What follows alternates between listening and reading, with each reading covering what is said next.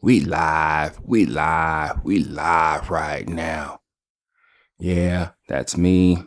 This is Oki at Everyday Beans. Today is, what's today? I don't know what today is. Today is Sunday, June 2nd, 2024. And all is well. We're doing pretty good. Just woke up, had a good day yesterday. And now we are here just doing a podcast.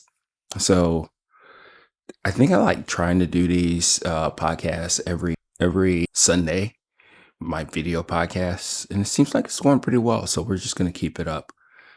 So yeah, it's Sunday, doing pretty good. As you can see, I got me a new mic. I guess this is gonna be my flagship mic. If you know, you know. But let me know how I sound. Hopefully it's not too crazy, but we shall see how that works. Syncing with the road right here, making sure everything gets picked up. And then we also have our cup of coffee. I'm trying to incorporate coffee more into these coffee podcasts, right? So yeah, so all is well. There are a couple things I want to talk about, but let's go ahead and taste this coffee real quick. Okay, let it cool down. I did go a little bit finer on the grind, and I think that's what I'm tasting. More acidity, bitterness on this coffee. This is a blend. This is a blend between the Honduras coffee and also the Peruvian coffee. And I may have gone too far with the grind. I really don't like that type of bitterness that it does produce. That's probably coming more from the Peruvian, actually. But it's a blend. It's a 50-50 blend. That's one of the things that I'm trying to play around with. I did a video that's probably going to come out in the next couple of weeks. I have like 4 or 5 videos that are already done, but I need to edit those. And I did one yesterday about blends. And then today is going to be about the Mr. Coffee machine. And then later in the week, I'll work on the YouTube video that actually went out today, a couple of hours ago. So yeah, so but now it's about roasting and all that good stuff, right?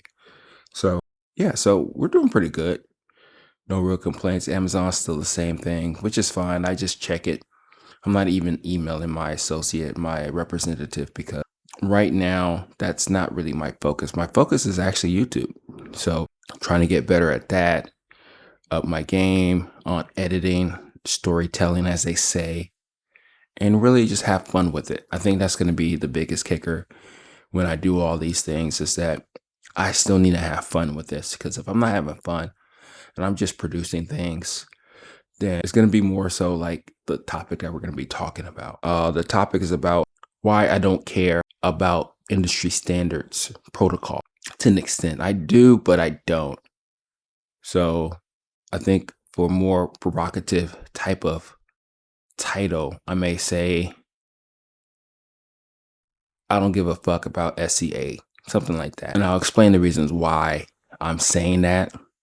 I don't even think I'm like a bad boy of the coffee industry, at least not yet. But there's a lot of things that I don't do that are protocols or industry standards that people do. And I do want to talk about that, touch about that.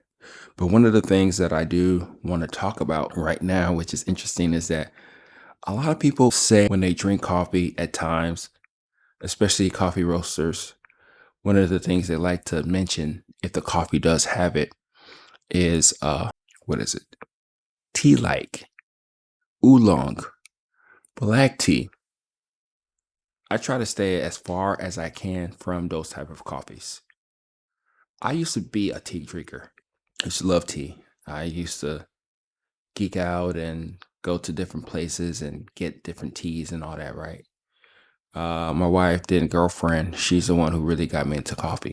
So I'm a tea guy. I was a tea guy. And I mainly just take tea whenever I'm sick, you know? So I don't like the taste of tea on coffee.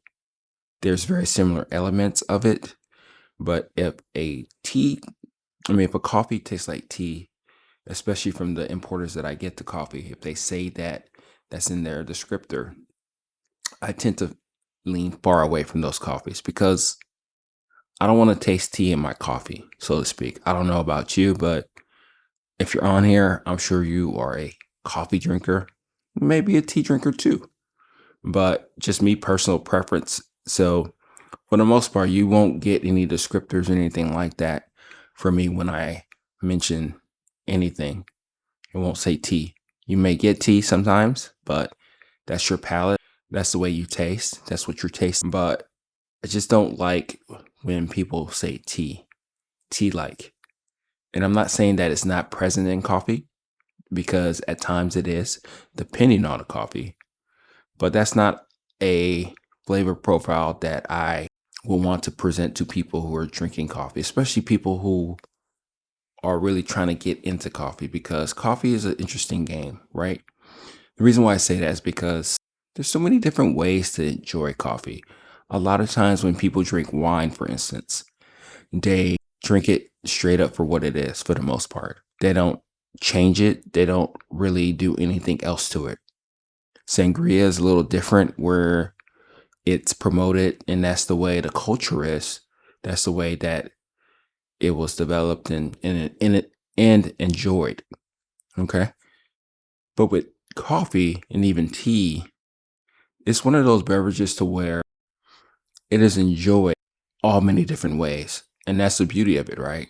You can put alcohol in it. You can put additives in it. You can drink it straight up. You can have less water, more water. You have different ratio. You can put fruit in it if you wanted to. You have different combinations as ice brewed coffee or cold brew, espresso, mocha pot, different parameters, different things. And then, of course, you have the varieties of the different type of coffees, right? And then that's the beauty of coffee, I think, is that you can enjoy it in so many different ways. But as you do that, it's kind of really hard to make a recipe or thing for people to truly, really see for what it is, as it is. But that's the thing about it. People enjoy it the way they want to. I don't know really where I was going with that, but coffee is very interesting in that realm. And as we understand and try to give people coffee, a lot of times what I'm understanding or what I get from people, especially putting myself back into that position of being a coffee person for the very first time, is that it can be very off-putting, you know? You go to the grocery store, you pick up a bag of coffee, it looks interesting, like a wine glass maybe, and you pick a cup of coffee. Not a cup of coffee, you pick a bag of coffee, and then you make a cup of coffee in the brewer that you're using. And then you either like it or you put something on it, or you're still like kind of indifferent to it. And I think that's one of the things that we have to realize. And what I mean by we is I'm not just talking about coffee professionals. I'm talking about the coffee community, the people who enjoy coffee each and every day.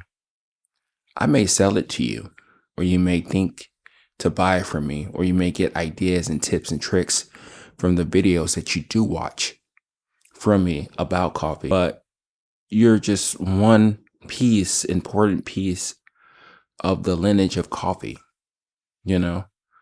And I'm not even talking about the harvesters, the growers, the people who actually put in the actual work, harvesting the coffee, growing the coffee, processing the coffee, and then the importers, the exporters, and everybody in the coffee chain, and how this drink is pretty much at our fingertips. And if it goes up slightly, it's still a better deal than anything that you may get. And that's the thing that I'm trying to understand more. Not necessarily try to give that to people because people are different. People want what they want. They like what they want. And that's the beauty of enjoying a cup of coffee. And the beauty of coffee too is that it's a community type of thing. I don't really like that word because it can mean hollowness. It can mean a good marketing spill, so to speak. And I want to be able to see if we are able to just give people a beverage or something that they can enjoy for whatever reason that they're enjoying it. Right. So, so we'll see where that goes. But I think it's very important that when we have new people or people who have jumped out of the coffee community, We have to be able to give them something that is wonderful, is great, that they can see, that they can understand, that they can probably enjoy, and they're cool to go down this rabbit hole. I think that's really the point of this beverage right here. This right here is a blend, and I talked about it a little yesterday. And the cool thing, the interesting thing about blends is that they can more so be whatever you want them to be. You still got to put in the work. You still have to roast the coffee. You still have to get the right ratio. Sometimes you may actually roast the coffee separately, and then other times you may roast it together. Right now, I'm kind of lazy, so I'm roasting it together. And I think it's a little bit easier that way. But we're going to play around and play. We're going to play around and see what we can do with this coffee. But right now, as I drink it right now, a 50-50 split of the Peruvian and also the Honduras coffee is that it doesn't have really an identity, a soul. It's just coffee. Again, that could be more so like also in the grind setting that I just did, playing around with extractions. And that's the thing about it too. Even though I'm using this gear and trying to understand the things that I'm trying to do, right? Somebody else's extractions is somebody else's flavor. What I mean by that is that if I go by my protocol, my way of going about understanding coffee with my scientific background, which we'll talk about soon, is that my field of extraction may be somebody else's flavor profile of bitterness, of muddiness, of even fruitiness. And that's what either the same ratio or different ratio. So that's the beauty of all this really is like, even though we are talking to each other, especially a lot of times in a place to where we're not really with each other, that's one of the things that's going to be very powerful, very impactful as we get out there and understand even more so with people. So it's interesting. Coffee is an interesting game. It's confusing. It can be very complicated. And as we keep going down that rabbit hole of trying to figure out what coffee really means to us, I think it gets to the point too where we are in a place of wonder. And again, the beauty of coffee to me, even me being more of a loner wolf type of person, is that how you communicate and talk to other people about coffee, how other people feel and gravitate to their beverage, their preferences, and why they like what they like, right? So I think that's a cool way to see if we can get more out of coffee with people, with ourselves, and then at times it can be like a metaphor to where we are understanding coffee even more so. But yeah, and we're understanding ourselves. So let's take another drink of this. It's getting better as it cools. It's less violent. It's less acidic. It seems like the coffees are melding together a little bit better. More of a warm type of feeling. Of course, it's still warm, right? So, of course, I should say that, right? But it doesn't still have that personality. Nothing that jumps out to you to where you're like, this is a fantastic cup of coffee. So we're going to spend some time on this one. This one's quite interesting to see if we can actually get great flavors out of these coffees together. And a lot of times, that's the thing about this is that many roasters, they don't do it like this. Some do it like this, but this is more so like an experiment. So we'll see what we learn from it. Is that they go down this road of sourcing and picking the coffees and thinking about how they taste individually. And then they may take 2 to 3 coffees and then they may pair it together. Sometimes it's an even split. Sometimes it's not. And they keep playing around with different things and all that good stuff. And then they get to the point to where they have something of a masterpiece, something that does work. And I think with this coffee and the way I go about doing things, I think it's extremely important that I purposely have constraints. And in this case, I have to use these 2 coffees together. It doesn't necessarily have to be a 50-50 split, but I need to be able to figure out what's the ideal ratio of these coffees to bring the best out of them for people as a crowd pleaser. And I think that's going to be the fun part about this challenge, this journey, And as we keep going and understanding the things that we're trying to do, that's going to be extremely important as we figure this out, right? So I don't know how much time. I know on my recorder, it shuts off at an hour. And like I tell people all the time, I can talk to myself for a very long time. I know the first couple of podcasts that I've done, it was they're about 5-10 minutes here and there because I really didn't have much or didn't know what to talk about. But on this 86th episode, believe it or not, I can talk to myself. I can have topics that I could just have a topic, and it's not really so much planned out or scripted, but I'm talking from experience, and I think that's helpful, but we're going to go ahead and get into topic of the day before we go ahead and this podcast. So SCA, Society of Coffee Association, something like that. There's another SCA. A lot of them are called SCA for some odd reason. The other one that I remember is Sports Card Club of America. I was a part of that when I was in college. That was a lot of fun when I did that, but I started to hate autocrossing because autocrossing is fun, but the thing about autocrossing or a lot of things is that when you're in the car in the parking lot and you're going around cones, the racetrack could last about a minute, 50 seconds, a minute and a half, depending on the course.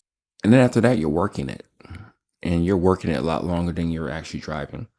That always pissed me off. They should just have hired people to do that. And then you're still paying for it. But let me not get off tangent.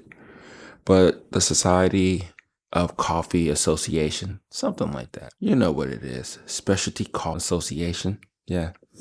So it's a very helpful organization, right? They have classes, they have protocols, procedures, they have licenses that you can get and all that stuff. And you'd have cupping, you have tasting, you have organizations, you have people coming together to understand coffee.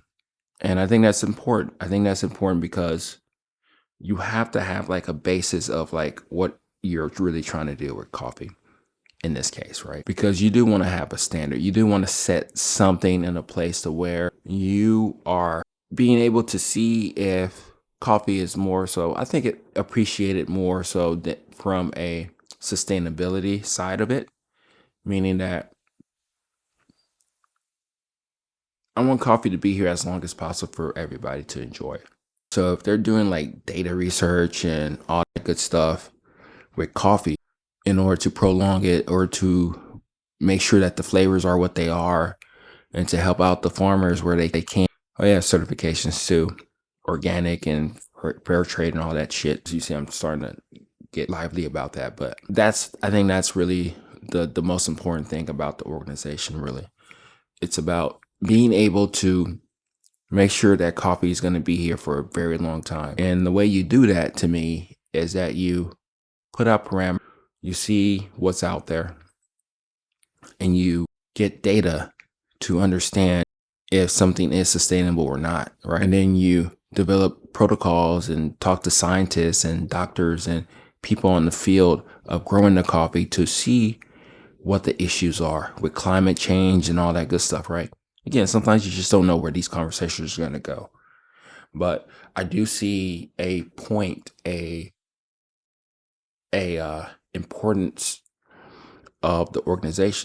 But it's interesting though. There's a lot of, I wouldn't say red tape. There not so much red tape. If you can make it more red tape if you want it to be, but it's depending on how the level of you want to go. And also have like roasting type of classes and and all that good stuff, right? And certifications and all that stuff. But the thing about it is that it is a professional organization, but not really. Nobody's gonna die because you didn't pass your test on a Q score, right? They may not like that coffee because you probably didn't represent it correctly. And when they do get it, it tastes like shit, right? But that's the thing about this, if you really want to think about it, is that coffee is coffee. And I think where I'm at with it is that I've been on the other extreme of professionalism, of profession, of certification, of standards. And I can see through a lot of bullshit. And me being a trained engineer, professional engineer, is that I see a lot of bullshit in that situation too. And in that situation, there's even more red tape. There's even more standards that you have to abide by and follow and figure out and make sure that you abide by them, right? And as I was going through school and understanding and racking my head through a lot of stuff, I put myself in those situations because that's what was required of me. It's like somebody tell you to go to school and they don't really give you a reason why. Same thing here. You think that you need to do this because other people have gone through this, and this is just the way that you have to follow. And that's more so the things that I did. You do what you were told, right? You didn't really question much of anything. But then when you get into the theater, into the stage, into you're getting your opportunity to really understand or to really perform the things that you were told that you needed to do, then you start feeling a little way about it. You start questioning, why are they doing it this way? Why is this protocol important? I would like to do it this way.